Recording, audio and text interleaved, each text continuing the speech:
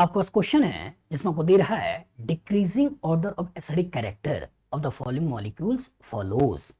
आपके पास चार मॉलिक्यूल हैं, एक ये, दूसरा ये, तीसरा ये और चौथा ये।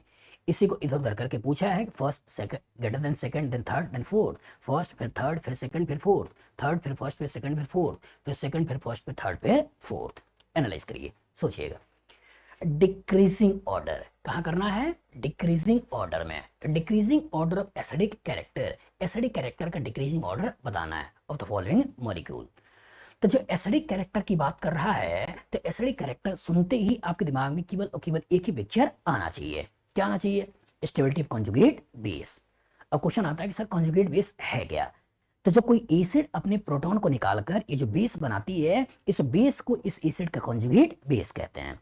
तो दैट मीन्स एसिड से हमको प्रोटॉन को निकालना है और प्रोटॉन को निकालकर कॉन्जुगेट बेस बनाना है। तो इसका मतलब इन्हीं चारों का कॉन्जुगेट बेस बना लो। और एक बार अगर आपने कॉन्जुगेट बेस बना लिया तो कॉन्जुगेट बेस जितना ज्यादा स्टेबल होगा, मॉलिक्यूल अपने प्रोटॉन को निकाल के इधर से इधर आसानी से आ जाएगा। दैट मीन्स इसका एसिडिक कैरेक्टर उतना ही ज्यादा होगा। तो सोचो, अगर मैं पहले वाले का कॉन्जुगेट बेस बनाता हूं, अगर मैं पहले वाले का कॉन्जुगेट बेस बनाता हूं, तो कॉन्जुगेट बेस कैसे बनेगा? प्रोटॉन को हटा देना है। अब प्रोटॉन को हटाकर इसका जो कॉन्जुगेट बेस बनाओगे, ये कॉन्जुगेट बेस ऐसा बना लेना है, ये बनेगा। अगर दूसरे वाले का कॉन्जुगेट बेस अगर मैं बनाने की कोशिश करूं, तो दूसरे वाले का कॉन्जुगेट बेस कैसे बनेगा? इसी के प्रोटॉन को हटा दो और इसके प्रोटॉन को हटाकर जो कॉन्जुगेट बेस बनाओगे, वो कॉन्जुगेट बेस ऐसा बन जाएगा। अगर तीसरे वाले को लेके चलते हैं और तीसरे वाले को लेके चले और इसके कॉन्जुगेट बेस को बनाने की कोशिश करें, तो H है और ये CH3 है और यहाँ पर पॉजिटिव चार्ज है, इसके प्रोटॉन को हटाएं तो जो कॉन्जुगेट बेस बना, वो कॉन्जुगेट बेस आपको कुछ ऐसा मिलेगा। और चौथे का कॉन्जुगेट बेस अगर बनाएं तो चौथे का कॉन्जुगेट बेस आपको कुछ ऐसा मिलेगा। यही तो होगा, बन गया हमारा कॉन्जुगेट बेस। अब इनकी स्टेबिलिटी कंपेयर कर लेनी है। सोचिएगा, एनालाइज करिएगा। यहां से जब तुम कॉन्जुगेट बेस बना रहे हो तो यहां एक न्यूट्रल मॉलिक्यूल मिल रहा है। यहां से कॉन्जुगेट बेस बना रहे हो तो ऑक्सीजन के पास नेगेटिव चार्ज आ रहा है। यहां से कॉन्जुगेट बेस बना रहे हो तो अगेन एक न्यूट्रल मॉलिक्यूल मिल रहा है। और यहां से कॉन्जुगेट बेस बना रहे हो तो नेगेटिव चार्ज नाइट्रोजन के ऊपर आ रहा है। तो दो केस ऐसा है जिसमें न्यूट्रल मॉलिक्यूल मिल रहा है, दो केस ऐसा है जिसमें चार्ज मॉलिक्यूल मिल रहा है। तो बताइए, न्यूट्रल मॉलिक्यूल की स्टेबिलिटी ज्यादा होती है चार्ज की, न्यूट्रल की, तो इसलिए इन दोनों की स्टेबिलिटी ज्यादा होगी, इन दोनों की स्टेबिलिटी कम होगी। अब यहां पे सोचो, ऑक्सीजन से डायरेक्टली अटैच हाइड्रोजन है और यहां से देखो नाइट्रोजन से डायरेक्टली अटैच हाइड्रोजन है।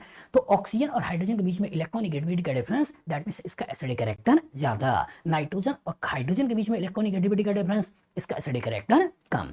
तो इसका अगर डिक्रीजिंग बोलना है तो पहले का सबसे ज्यादा, उसके बाद कौन सा हो गया? तीसरा। अब इनमें आ जाओ, तो यहाँ पे ऑक्सीजन के पास इलेक्ट्रॉन है और यहाँ नाइट्रोजन के पास इलेक्ट्रॉन है। तो मोर इलेक्ट्रोनेगेटिव के पास इलेक्ट्रॉन ज्यादा स्टेबल होते हैं, लेस इलेक्ट्रोनेगेटिव के पास इलेक्ट्रॉन कम स्टेबल होता है। तो दैट मींस वो ज्यादा एसिडिक होगा एज कंपेयर टू दिस। तो वो जो है ये कौन सा है? सेकेंड। और ये जो है ये कौन सा है? फोर्थ। यही हमारा ऑर्डर है। तो देख लो, पहला तीसरा दूसरा चौथा।